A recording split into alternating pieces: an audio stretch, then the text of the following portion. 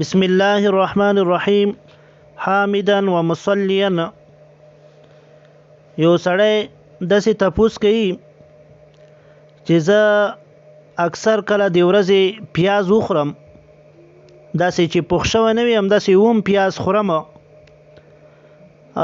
دویمه خبره دا ده چې کله زه سګرټ هم لکه سکم او سګرټ هم څکوم.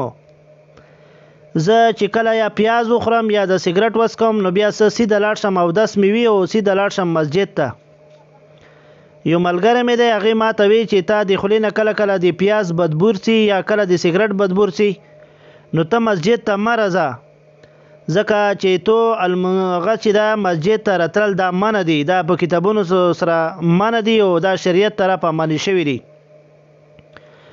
نو مولانا صاحب زه دا تپوس کوم چې زه کله پیاز وخورم یا سګرټ وڅکم نو زه جماعت ته چې څم دا خو ماته ګناه نه ده، که زه اوس لمونځ پرېږدم که زه څنګه وکړم د خلک ماته وایي چې ته جماعت ته راتلل دا منع دي.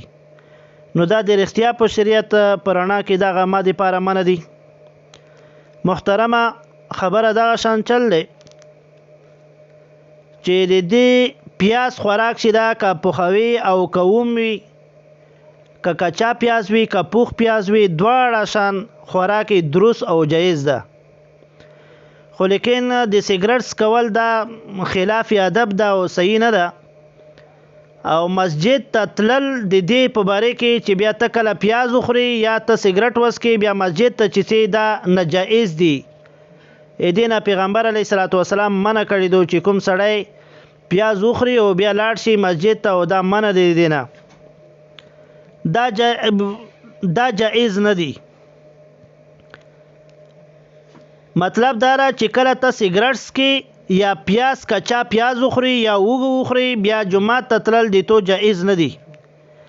حواله په دې سره دغه دو چې در مختار سراد شمی جلد نمبر یو صفحه سپیک سوا یوش پیتا صفحه کې په مکروهات الصلات کې د دې خبرې منع رول دو.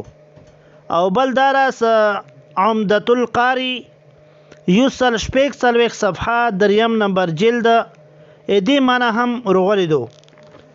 او بل خبره دادو چې د شمی ولا عبارت دغه شان ده واکل نحو السم كبصل ونحوه مما له رائحة كريهة للحديث الصحيح. اکل دی وږي لکه پیاشو او وجه دارو چې دیتونه بوی چې دو دغه خرابه بدبو زی دی خلینا نو په حدیث صحیح سره د دغه معنی رول دو چې ته په مسجد ته بیا نه ځې. او علت نهي چې دو چې دا نهي رول دو چې ته په مسجد ته نه سي وی اذل الملائکه واذل المسلمین، دا ملائکه ته هم ضرر رسوي او په جماعت کې چې کوم مسلمانان جمع شوي دی هغې ته هم ضرر رسوي. او بل داره چې په مرکات چې شرح د مشکاتو دویم نمبر جلد 200 صفحه هغې کې هم دغه حدیث ذکر شوی ده.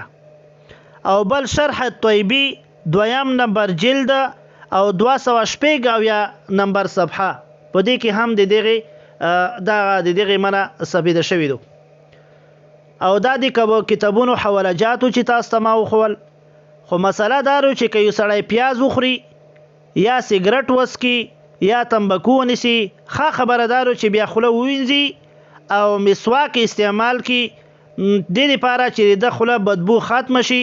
نو اینه وروسته بیا د جومات ته د تللو اجازه شته.